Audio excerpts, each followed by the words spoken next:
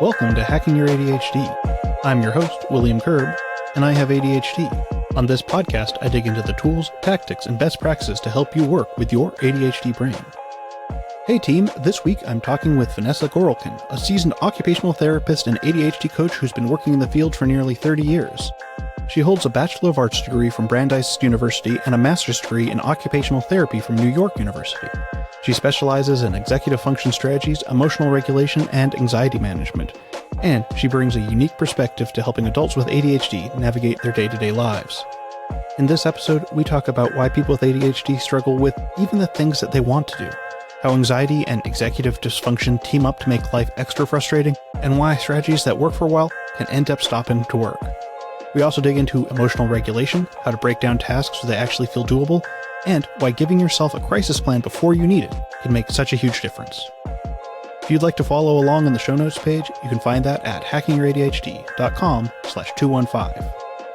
All right, keep on listening to find out how occupational therapy can work with your ADHD.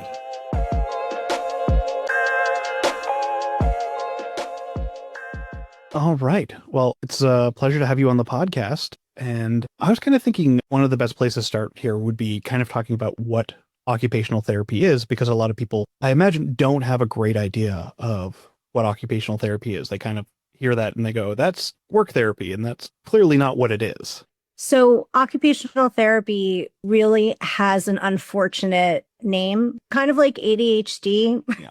which is poorly named because ADHD oftentimes is an overattention, not an underattention.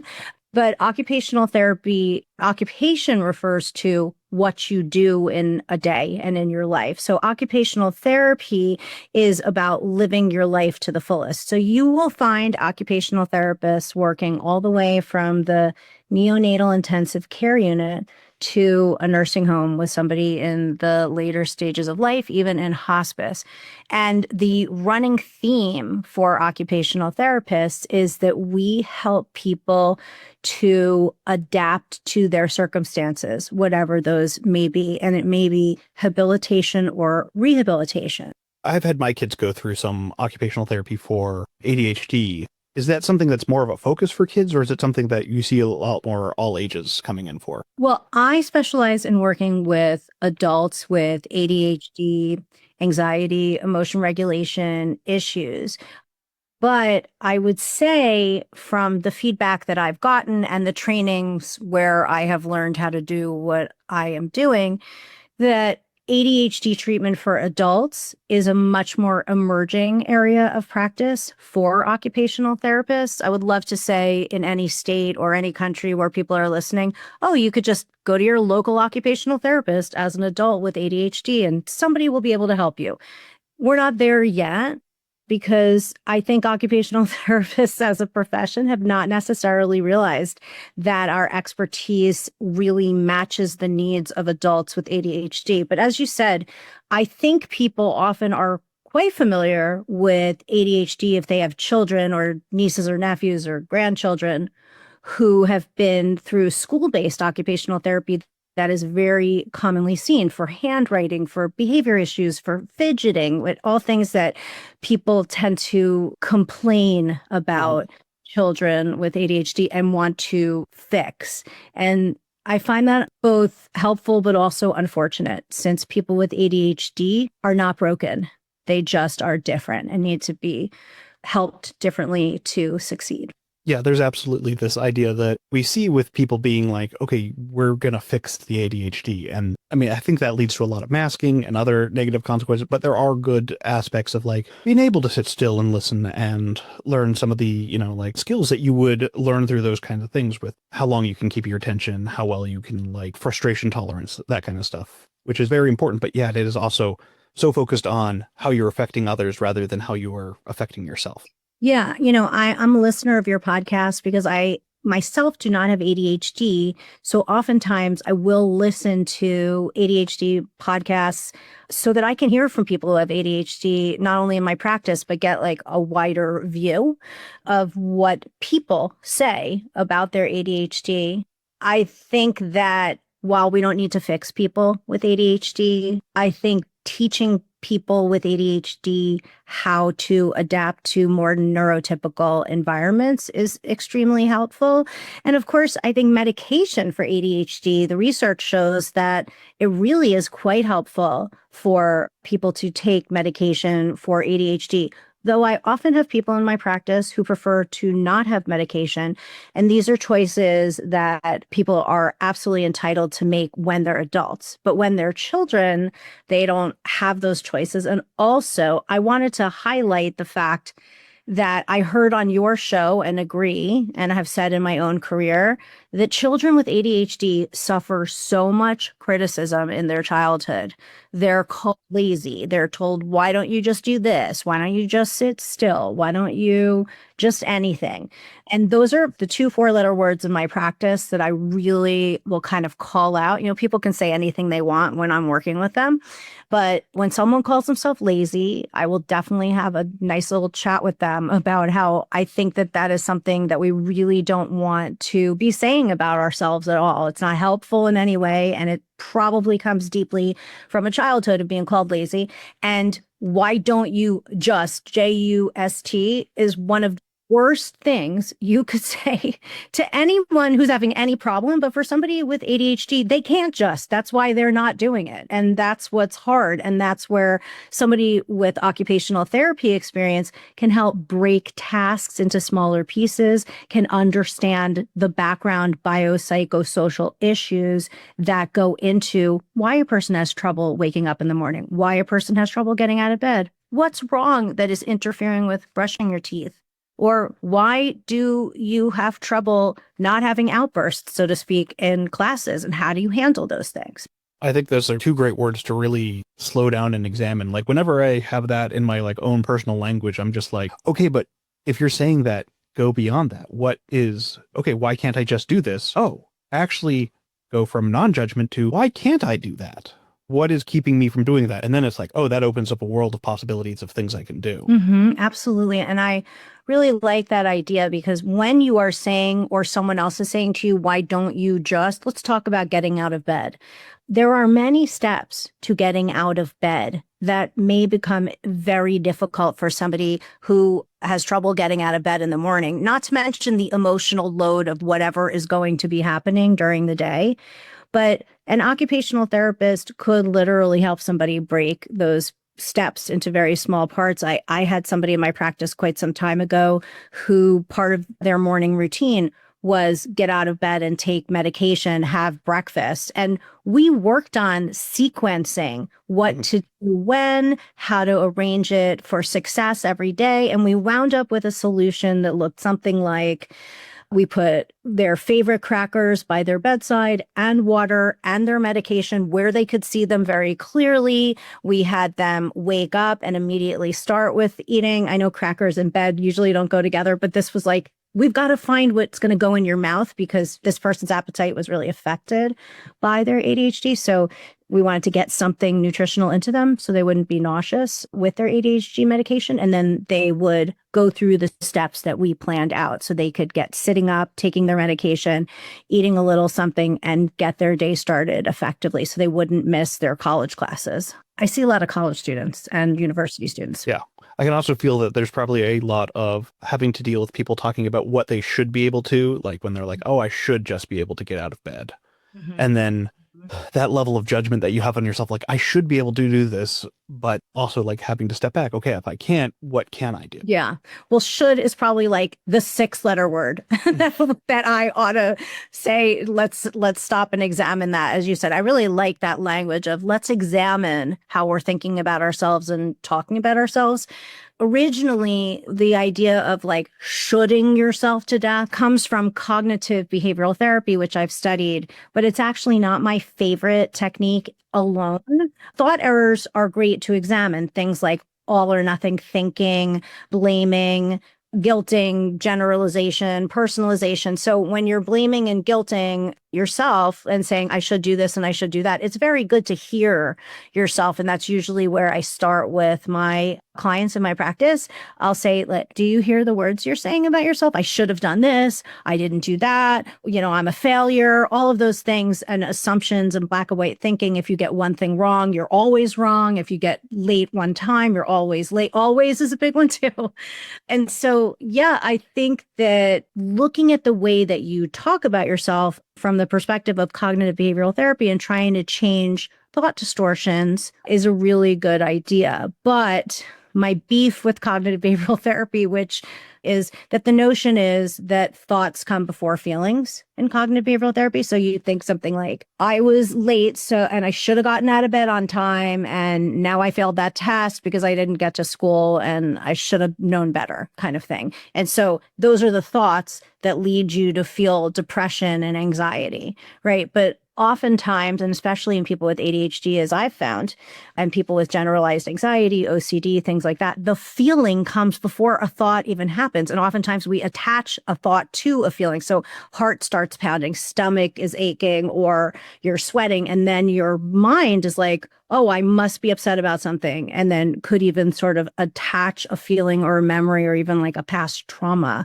to whatever is going on inside of your body. And that isn't covered by the notion of CBT, but there are other techniques like DBT, which I also work through. That's dialectical behavioral therapy. And there are a lot of T's here, acceptance and commitment-based therapy, which really, really help with kind of thinking about things and actionable steps to help oneself when you're getting into those whirlwinds of feelings and thoughts and getting almost paralyzed by those things. Yeah. When I'm dealing with those like downward spirals too, I often feel like I don't want myself to feel better a lot of the time when I'm in that emotion.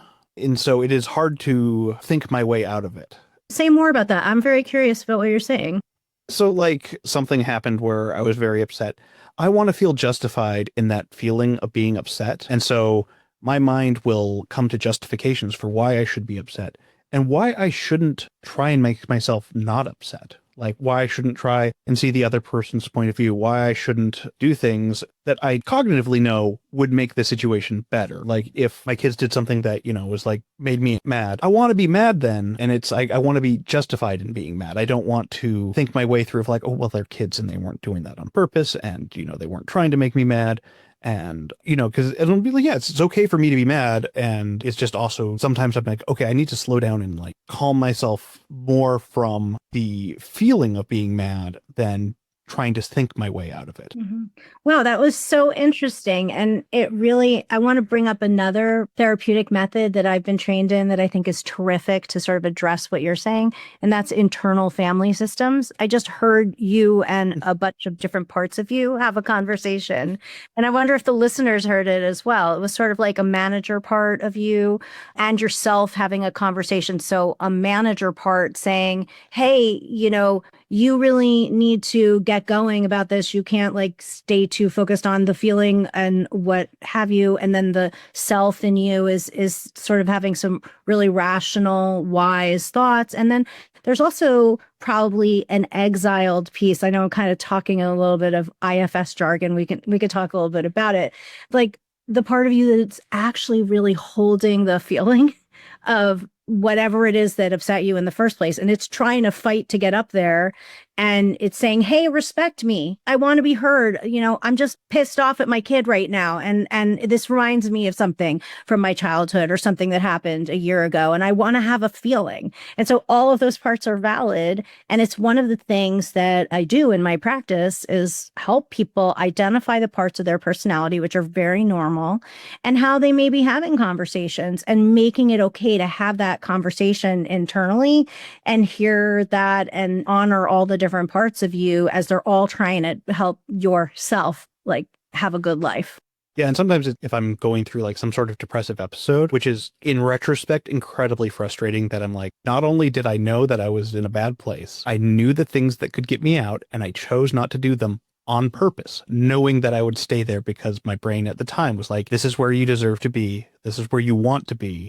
And being like, okay, yeah, that's something I'm still working on, because it's like, yeah, that's not always the best place to be at, especially with the state of the world right now. Like, I'm sure I'm going to hit those points again at some point. And so it's being like, oh yeah, I need to preemptively figure out methods to do that, because when I'm in the state is when I don't want to seek help. And when I'm not in the state, it doesn't feel like I need help. And so I'm like, okay, I need to preemptively do stuff because that's not best pattern to be in. Mm-hmm. Your listeners can't see my facial expressions, but you did as you were talking about your depression. And I don't know how you interpreted them, but what they meant were, I was just really feeling with you that sadness and heaviness of depression, because depression is an illness in and of itself. So major depressive disorder is like diabetes. If you don't get medication, you're going to be suffering until you get medication. Fortunately, with depression, it does go away eventually, but oftentimes people fall into another episode very quickly. But that blaming yourself, guilt, helplessness, hopelessness can make it really hard to get anything accomplished. And so when you are a person who lives with depression, learning the workarounds for when you are really in one of those kind of depressive states, it's really helpful. Another thing I want to say is sometimes people with depression just really need to stay in bed that day. And that is the thing also. When I was, early in my career, I don't think the words mental health day existed, but I think that they're really valid things. And I recall it in my career, like staying home because I just felt like I couldn't cope or deal with something or other. And I didn't know how to call it, but I know that I did it because intuitively I was like, I can't handle this or that. That's coming from a place of privilege. Sometimes people don't have a choice but to go and do, even when they're in pain. But depression is actually pain. And so I was having a response to you describing that because I think you described the pain and suffering of feeling depressed and having difficulties. That's not ADHD, but it's certainly a comorbidity that we're going to find a lot with ADHD. You can also have a reactive depression to failures that come up from ADHD, but sometimes people just have major depressive disorder, which is far more biologic in nature and is like a truck ran you over oftentimes. Like you were okay a few days ago and now you're unable to do much of anything to take care of yourself. Yeah, the comorbidities with ADHD are such a strong thing that it's like, I'm sure you have to just are constantly finding okay, we're dealing with this one thing, but we can't hit this issue unless we're also hitting this other issue that is also in existence here. Yeah. I mean, I think that while I am not an ADHD researcher myself, my observations in my practice are that if you think about ADHD being part of a Venn diagram, in circles around ADHD, you're going to have obsessive compulsive disorder. Mm-hmm. You're going to have generalized anxiety disorder, and you're definitely going to have depressive disorders of mood. And I kind of think of it as when I meet with people at first and I'm getting to know them, I am looking for those signs of undiagnosed anxiety and OCD, because OCD is, I believe, well underdiagnosed. Oftentimes, I find people who have quite a lot of something I would call, and that's what's called in the field, moral scrupulosity OCD, where they feel terribly guilty about things that they didn't even do.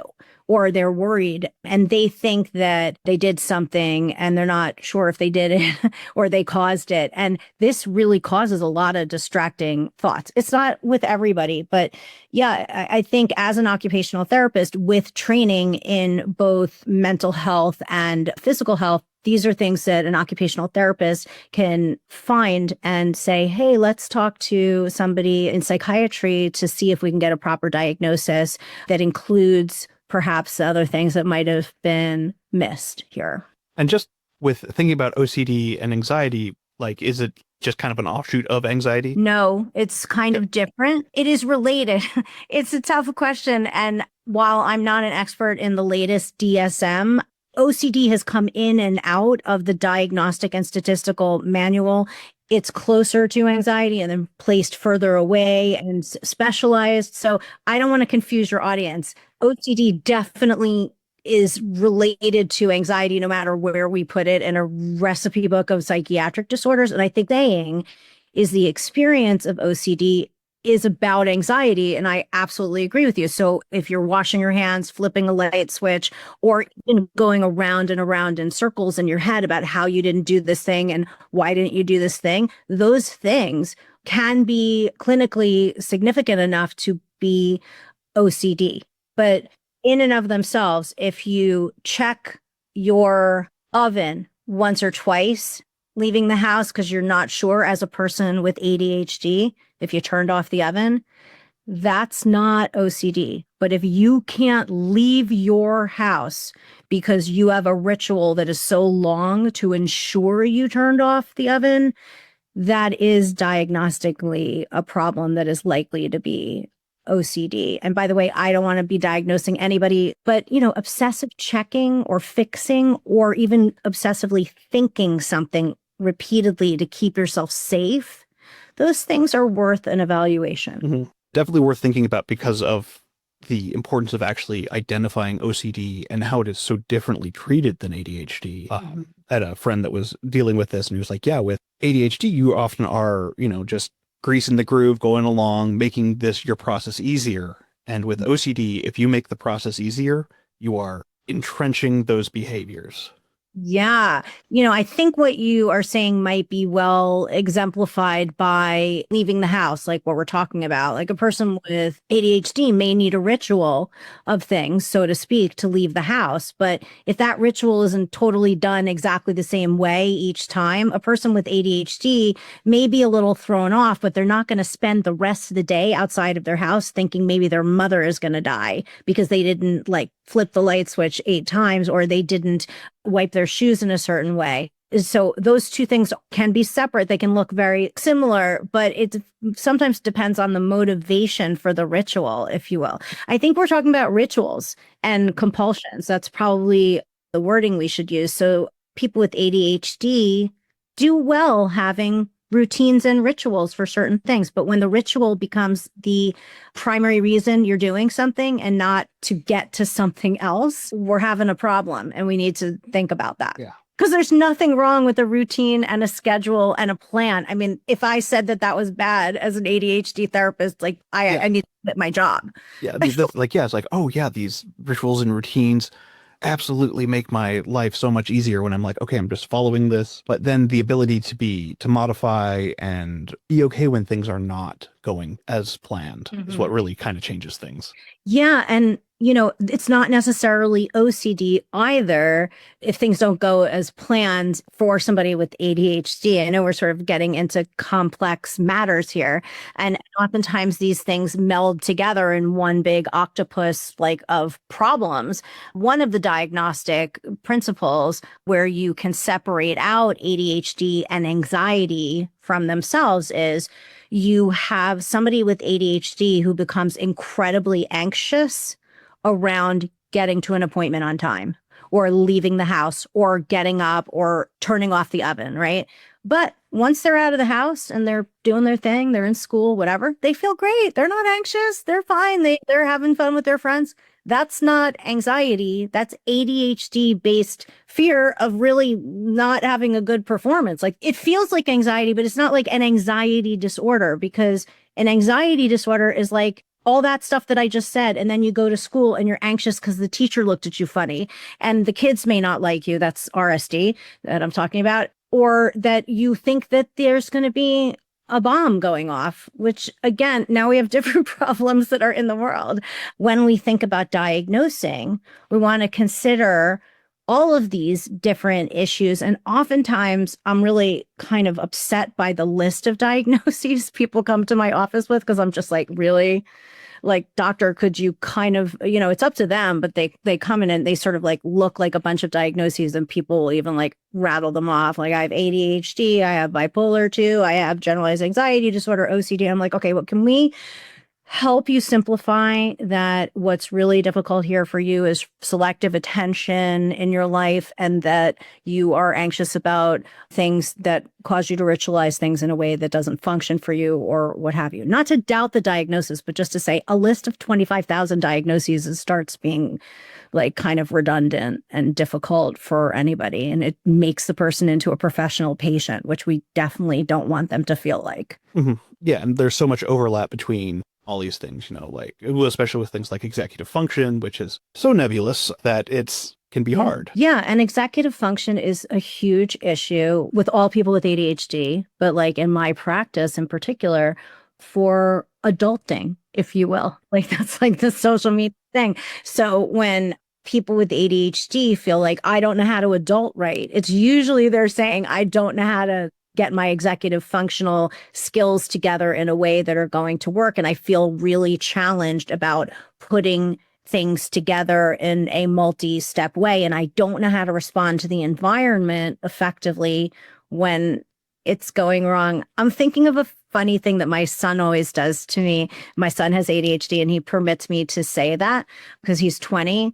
One thing that he has learned to say is no multi-step instructions or requests. Like I'll say, I need you to do your laundry, clean your room. Have you brushed your teeth? And he's like, stop. That is absolutely too much, Mom. What is it that you're trying to get me to do? And so he has a way of managing his environment. Lucky him, he has an ADHD therapist for a mom. And so we've sort of gone back and forth, but I am not immune to doing it wrong, even when I know very well that that's not going to work. Oh, yeah. I'll be trying to get my kids out the door in the morning and be like, okay, you need to get your shoes on, you need to get your backpack, you need to get your coat, you need to, and then like, they're like, ah, and I'm like, that's fair. That's with a lot of things in a row that I'm like, and it's like, but also we have like 5 minutes, so you really need to. Mm-hmm. And so oftentimes executive function, it is really affected by that working memory issue. So you have like this mental blackboard. So somebody says, I need you to wash the floor, clean your room, get your laundry out of the dryer, and then don't forget to brush your teeth, which is like a number of things I might say. And his blackboard, he doesn't have any chalk. Like he can't write on it. So it all just has gone out the window for him. That working memory issue is really a big issue oftentimes with executive function because you got to have that blackboard in order to be able to be functioning like in space, so to speak, not like in outer space, but in space. And so that's oftentimes why it can be helpful to write things down, or it can be helpful to make a voice note of things, because then you can listen again or see it again or what have you. And that's like one area of executive function that can be managed in that way for some people. Can I also say at this moment, no solution works for every person with ADHD. And oftentimes solutions that work for people with ADHD start out by working and then don't work. And this flips people out, particularly with a new diagnosis. They're like, I was doing fine with using that alarm and blah, blah, blah thing that I do. And now it doesn't work. What's wrong with me? Nothing's wrong with you except for, ADHD is happening here. And so we need the novelty. We need the newness. We need the challenge of something different. We need to stimulate your brain to be able to do this thing in a different way. And there's really nothing wrong other than ADHD. And I'm not trying to say it's wrong, but I think you follow what I'm saying. Yeah, well, it's not wrong, but there are challenges that come along with ADHD that you need to fix. 100%. 100%. So I don't love to sort of feature the notion of you're wrong, because I feel like it's a recapitulation of all of that criticism. So I love challenge is a much nicer way of putting it. So ADHD challenges will really result in someone being able to use one solution for a while and then get really bored of it. And the path is too well worn for it to work in the same way. And that's a really common problem that I run into with people. Yeah. And it's very frustrating because you're letting you get back to I was doing this. Why can't I just do it again? Mm-hmm. Yeah. Why can't I there's that just. Yeah. There's that 4-letter word, right? So, you certainly could say it. I mean, I think expressing feelings is important and having feelings is important. And as a lot of the times people with ADHD are not permitted to have their feelings because they're told they're wrong to feel bad about something in the first place. So it becomes a whole mess. But I think it's okay to feel the disappointment, but not be stopped by it. We have to then say, all right, what's the solution? Like the work that I do is very solutions based, but also feelings based enough to honor that we have that internal family system. We have the part of us that's still the little kid, most likely, who's like, I don't want to do anything. I want to stay in bed and I hate everybody and everyone's mean. And then we have the kind of meanest parent ever or person who's like the firefighter who comes in and says, get out of bed or I'm not going to let you watch TV for, a week. And all that other stuff that's sort of in us from our childhood, if we can sort of welcome that, it makes it easier to cope with. So we've been talking a lot about feelings here. And another area we wanted to kind of get into also was the emotional regulation side of thing, which is you have these big feelings and they can be very hard to deal with. So I think one thing that really helps people with emotional dysregulation is to get a plan together ahead of time for when things become overwhelming. Certain little tricks can really help people in moments of great distress. So, for example, one that people sometimes hate at first, but it does work, is to focus on breathing.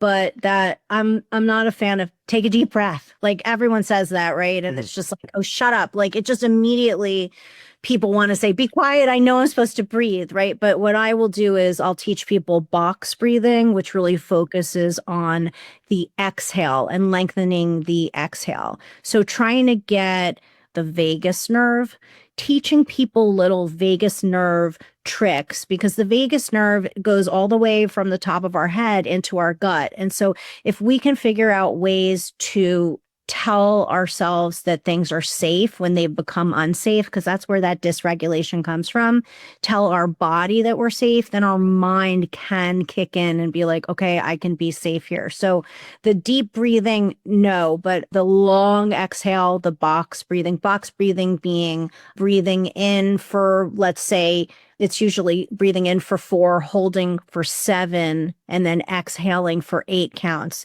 and doing that at least 4 or 5 times.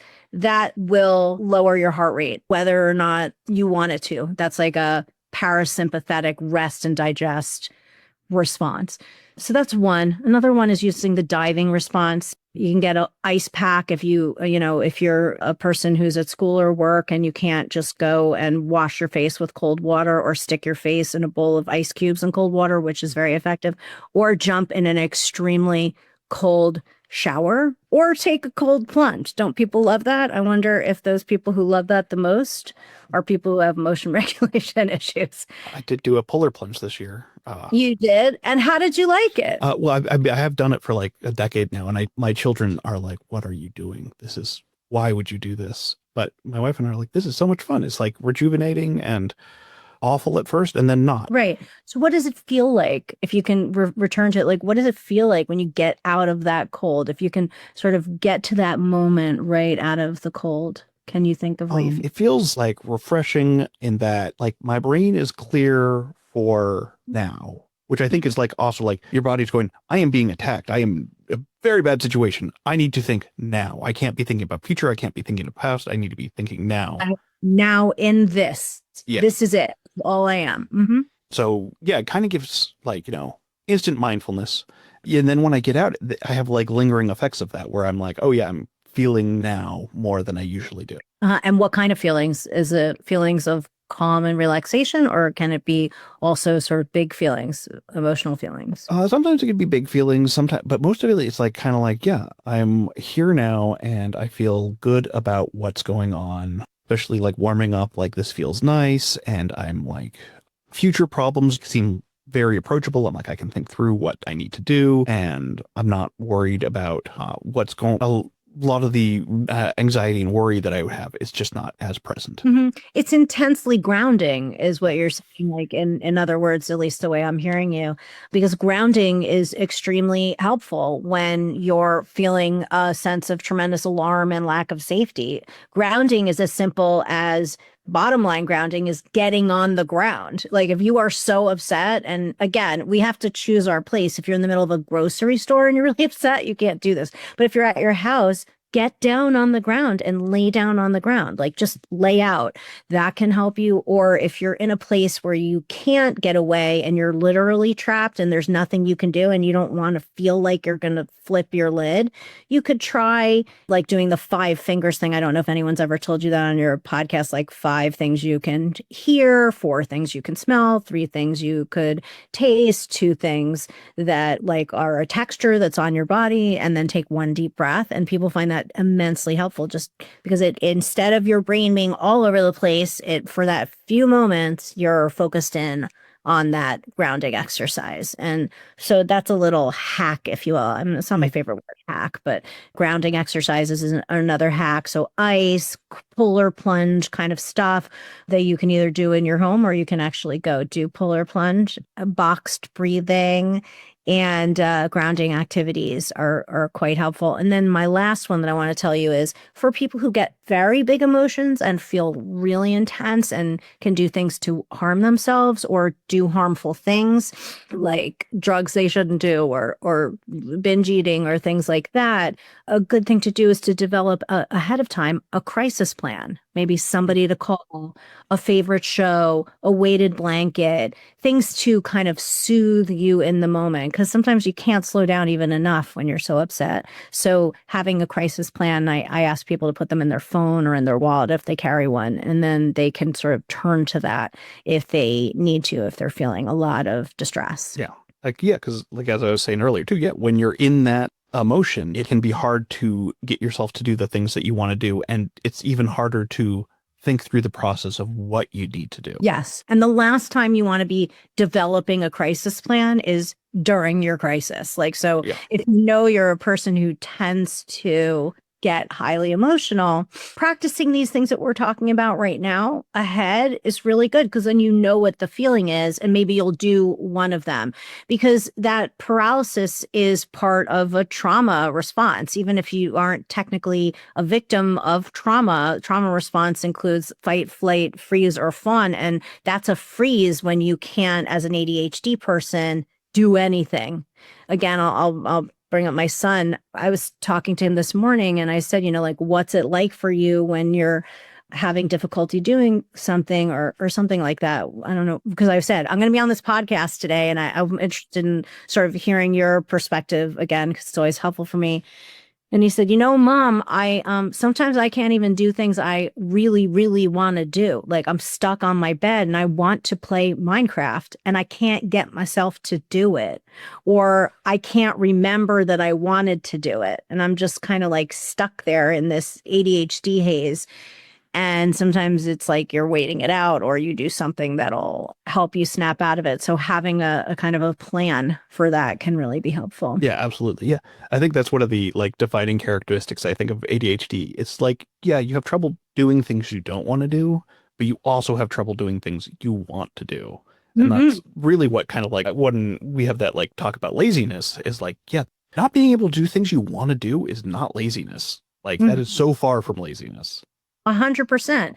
And it's also, there's two things I would say. One is it can be overwhelmed, because there's so many steps in the process that you can't it's like if you have to get out the door in a certain amount of time and you have gotten up late, sometimes the overwhelm of having to do that and get yourself to do it by yourself can be so overwhelming. You're just like, I'm just going to pull the covers over my head and forget it because I am in this moment right now as a person with ADHD and this is where I am. I am not thinking ahead. I am thinking I am uncomfortable right now and I'm trying to get through it. But the other thing that we haven't talked about is something that I think is badly named pervasive demand autonomy. So it's something with people with neurodivergence. Pervasive demand autonomy or persistent demand autonomy is where somebody asks you to do something and you immediately say no. It doesn't matter what it is. Doesn't matter if you want to do it. And it also could be you asking yourself to do it. You're like, no, I'm not doing that.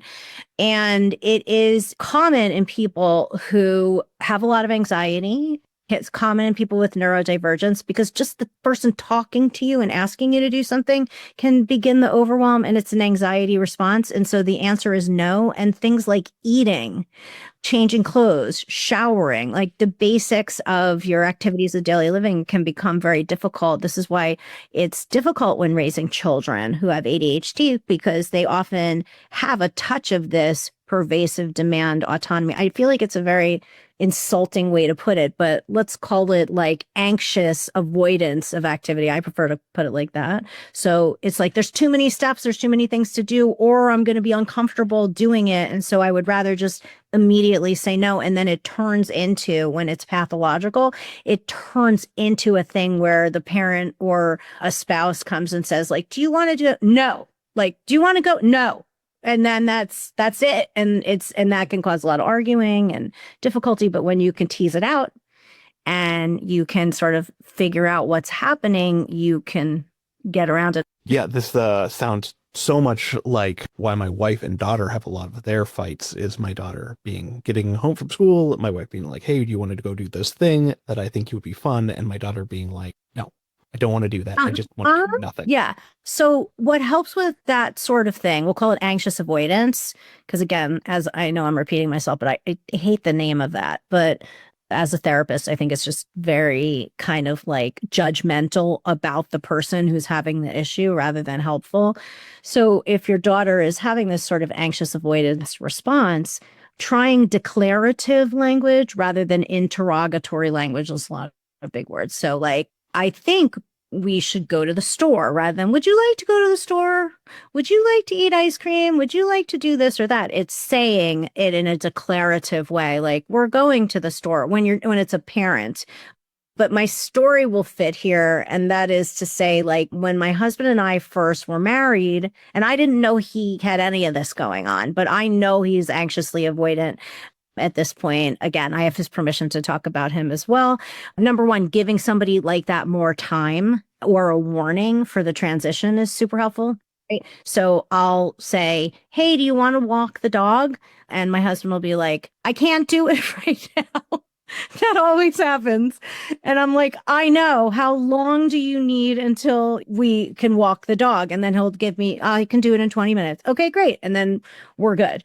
But the story I'm thinking of in particular is wanting to go visit my parents. My husband and I had many an argument about me wanting to go visit my parents. Like we lived in New York and I wanted to go to New Jersey to visit my parents. And you can imagine, first of all, it's his in-laws who he doesn't know very well. And it's also a trip. We had to do a bunch of things. And so I would be like, at first I would say, do you want to go visit my parents? No. Like I would just get the no. And it began to frustrate me. But somehow in my brain, I realized if I say it differently and make it about me, then and a declarative thing, then because he loves me and cares about me, is probably going to be able to do it. And sure enough, that's what happened. So I learned to say, hey, I'd really like to go see my parents this weekend without a question, and then let them sink into his auditory system, and then like let him without anything else, not asking anything. I'm just saying, I'd like to go see my parents. And then he would come back to me and say, I think it's okay. We could probably go to your parents. Let's make a plan. And then we would go and we weren't arguing. But it started from us having a bunch of arguments and him saying no, like immediately before I even got the words out of my mouth. Yeah, I can also think of I'm thinking internally of how this sometimes someone will ask me about doing something and I'll be like, no. And then 10 minutes later, I'm like, no, actually, I do want to do that. Why did I say no? Yeah. And then how do you handle that? I usually go, you know what? I was wrong. Let's do that. I'm big on letting people know when I'm wrong. This is my mistake. Let's do this thing. Hopefully we can still do it. That, and I try to not be super aggressive when I tell people no on things. Mm-hmm. Like, oh, no, not right now. Or yeah, that's very evolved of you. I think then when you're talking about, it seems to me your daughter is young, like a younger person. Mm-hmm. So when you're talking to a younger person, it's hard for them to pull that mature response together. And oftentimes when, I'm not saying you've done this, but oftentimes children with ADHD hear a lot of, no, don't do that. Stop that. Stop doing that. Stop doing that's a big one. Stop that. Stop fidgeting. Stop playing with your hair. Stop picking your skin. Stop. So they are very much invested in having autonomy. And it makes them anxious when being asked to do even the most minor things, because it's like, what contract am I signing right now? Am I going to have to sit still? Am I going to have to do something uncomfortable? Am I going to have to see people I don't want to see? So there's that as well in terms of children. My initial ADHD assessment, they were asking oh, do you think like other people? And I'm like, I assumed I did, but apparently not.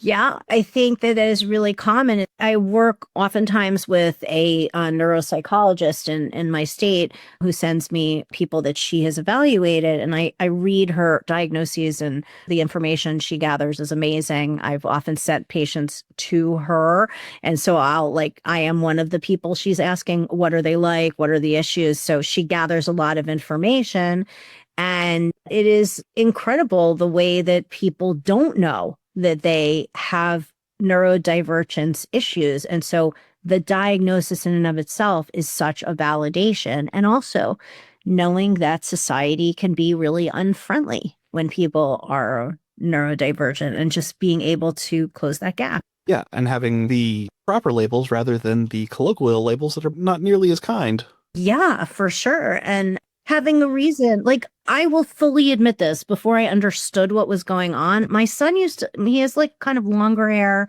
Also, haircuts, forget it. Did not like that. He would be like twirling his hair around with his fingers, and I would be like, stop twirling your hair, tapping your foot. That's another one. And, in retrospect, and I have apologized to him, I'm like, that's just the way he is. Like, that's like me saying, stop having blue eyes. It's not fair and reasonable. That's a way that he expels some of that tension or like sort of hyperactivity, like agitation. Even though was never a disruptive kid, he had those little kind of agitated things that he would do that I think the neuropsychologist who diagnosed him understood as ADHD. Aside from school, OT and PT, which he had, I didn't have somebody, I will say, like me, because oftentimes I'll work with parents of kids with ADHD will sometimes come to me for some support. I didn't have anybody telling me, oh, that's a symptom of the ADHD. That's like the internal hyperactivity that's going on, that you're seeing the fidgeting and the hair twirling and the whatevering that's going on. I mean, even knowing about ADHD, it's still hard sometimes. I'm like, you got to stay at the table when we're eating dinner. Like, I know you want to get up and go and do something over there, but we need to finish dinner. And this is a skill you need to learn.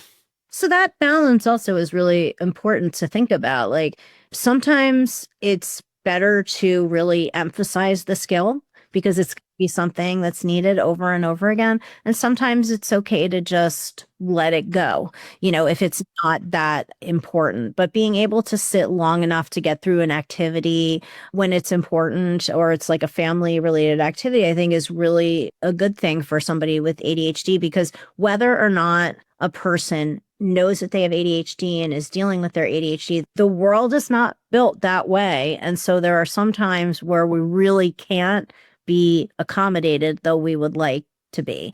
And so that in the end adds up to having to make some concessions, or more concessions, because there's a lot of concessions people with ADHD just generally have to make. But sitting still at a table for a meal is one of those where it may just be like, I'm going to have to do it and be a little uncomfortable and like deal with my discomfort. Are there any thoughts that you want to leave the audience with? I'd like to tell your audience that I think that you're okay.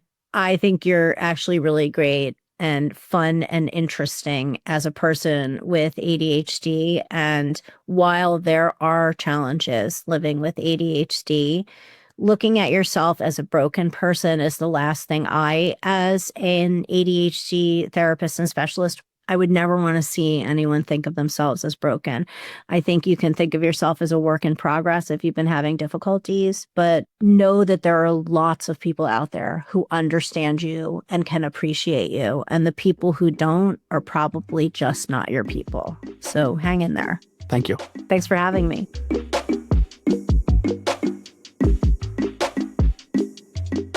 Thanks again to Vanessa for coming on the show, and thank you for sticking with us all the way to the end. Before you go, though, let's do a quick rundown of today's top tips.